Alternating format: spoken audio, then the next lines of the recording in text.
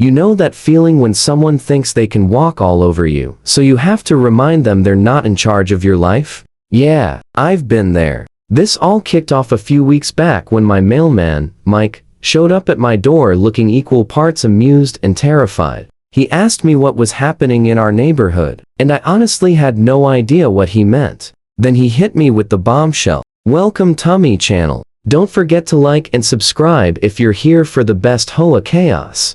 Mike explained that our beloved HOA president, Karen, had instructed him to let her inspect all incoming mail, mine especially. Her excuse? It's for the safety of the neighborhood. You never know what these homeowners are up to. I thought he was joking. Surely, she wasn't serious. There was no way she actually believed she could snoop through my private letters like some kind of FBI agent in a power suit. But Mike insisted. She was totally serious. She even told him that if he refused, she'd mark him as an enemy of the board. Yep, apparently, that's a thing now. Before we get deeper, drop a comment letting us know where you're watching from, city, country, whatever. I'm curious how far this story reaches. Mike also said she made him swear not to tell anyone, especially me, and even offered him hush money to keep quiet. Mike laughed in her face. He's a mailman, not a secret agent. That was the moment I realized Karen had officially lost it.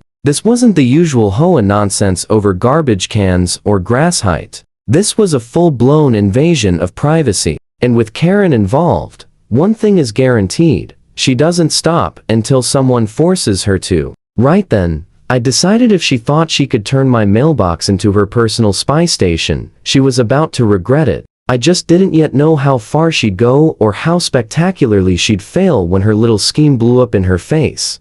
After Mike filled me in on Karen's absurd inspection plan, I started watching my mail more closely. And sure enough, the next few deliveries looked messed up.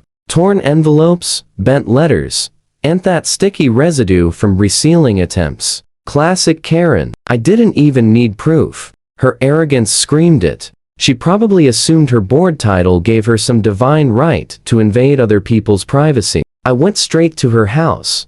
Karen was in her yard, pretending to prune flowers she probably swiped from the community garden. I asked, Karen, why are my letters showing up already opened? She grinned like she'd been expecting me. Maybe your mailman isn't careful, she said with that fake concern that could curdle milk. I told her I knew she'd been rifling through them and that if it didn't stop, there would be consequences. She folded her arms, cocked her head, and smirked.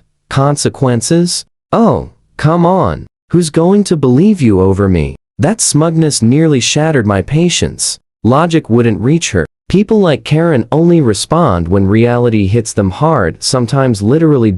So, I bided my time, observing. Just like clockwork, the pattern continued. Every few days, another envelope was ripped open. Even my Amazon packages started arriving late, opened or taped back together haphazardly. She was escalating, probably hunting for something to use against me at the next HOA meeting. But here's the thing. Tampering with mail isn't just some HOA rule violation. It's a federal crime. She thought she was still playing in her little community sandbox, but she was poking the wrong person. Sure, I could have gone to the police immediately, but where's the fun in that? No, I wanted her to feel it. To learn that some boundaries aren't just lines on a map, they're electrified, with her name on them. So, while Karen strutted around like a wannabe postal inspector, I started plotting quietly. If she wanted to dig through my mail that badly, maybe it was time to give her a little surprise. Something small, sharp, unforgettable, something that would make her hesitate before ever reaching into another man's property again. I'd reached my limit. I wasn't going to let that woman track my every move or treat my private letters like neighborhood gossip. This wasn't minor petty drama anymore, it was a full-on intrusion. I decided to respond to her arrogance with flair, not science. Not violence, just a stunt so dramatic it would bruise her ego and reveal her for the tiny tyrant she truly was. For days, I mapped reactions, camera angles, and timing in my head. I wanted humiliation, not injury, and I wanted the scene to unfold like a public reckoning. I memorized the sidewalk, timed the passing cars, and studied the rhythm of her strut. The goal was for the whole neighborhood to witness her fall from queen to clown. I picked up a simple mousetrap from the hardware store and didn't change a thing, just the placement. The bait was believable, an old receipt folded inside an envelope, perfectly tempting for a nosy hand. I rehearsed, holding my breath, angling the camera, and appearing casual while my pulse tried to punch out of my chest. Execution. Morning arrived, and I left early, calm, as if victory were already mine. The camera blinked red from the windowsill. Karen's routine was predictable. 10 o'clock, cardigan, clipped heels, and the eternal aura of someone destined to run everyone else's life. She sashayed down the pavement like a monarch inspecting peasants, checked her surroundings, then deliberately opened my mailbox, fingers grazing the envelope. The trap snapped clean and sharp. The sound was small but criminally satisfying. Her squeal was cartoonish, utterly pitiful. She jerked her hand back as if stung, then let out a piercing, incredulous scream that shredded the afternoon air. Clutching her knuckles, she staggered into the street, face pale beneath layers of makeup, voice thick with outraged legal threats. Neighbors spilled out of their houses, barefoot or in slippers, phones raised. Even the mailman gawked, mouth forming a perfect O. Karen tried to spin sympathy, but the camera told the story. The stealthy reach, the greedy fingers, the precise snap, and the inevitable collapse. I shared the footage with a few trusted residents and watched her influence evaporate under the harsh glare of evidence. Her tantrums afterward were wild and desperate, and gossip devoured her credibility like kindling. Her hand looked as if she'd wrestled a blender, yet instead of learning, she went full Karen mode. Sirens, lawsuits, theatrics, the entire Broadway spectacle. She called the cops, screamed about domestic terrorism, and demanded my arrest for weaponizing a mailbox. The officer struggled not to laugh. "Ma'am," he said, "you were tampering with federal mail." She froze, trying to shape her face into innocence, but it looked more like constipated panic.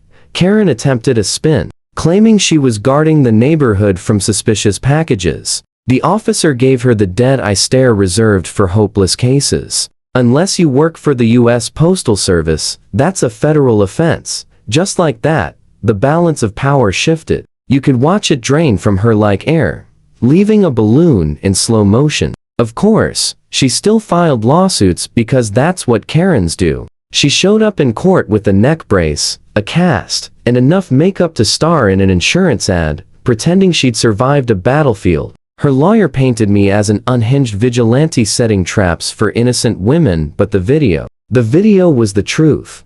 There she was, captured perfectly, creeping like a cartoon villain, opening my mailbox with that smirk before the trap snapped. The courtroom chuckled. The judge banged his gavel to restore order. When the verdict came, it was beautiful. I got a minor fine, just a few $100 for negligent trap setup. Karen, 70, a federal conviction for tampering with mail, and a permanent criminal record. The judge even quipped, "And Miss Karen, next time, keep your hands to yourself."